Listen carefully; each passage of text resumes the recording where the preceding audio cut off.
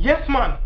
I am thinking that these are not poisonous snakes. However, I would not be surprised if they are. Because everybody reach that point in life sometime where you're just tired of it. You no care, you no business. Nothing no fears you. You come off of work, you're up in your room door, you're looking at your bed, you see a crocodile, I stare you right back in your face. But you're just at that point there where you're no business. So you walk up to the bed and you move him over a little bit because he's there on your side of the bed. You just scoot him over. You lie down in your bed, you dry your sheet, and you go and go sleep. Because you just not care. And it seems like this man is at that point in his life. Boss take his snake them and a dash them like them a garbage. You ever rake up leaf it and somebody leaf them escape out of it and you're just frustrated, you just use your hand and grab them up and fling them in a pile. I saw your boss deal with the snake them. It appears that there are more stressful things going on in his life, and a snake bite is truly the least of his worries. I'm really looking into it. I feel like the snake them actually poisonous because if you notice, him alone, I take them up with him bare hand. Him alone. And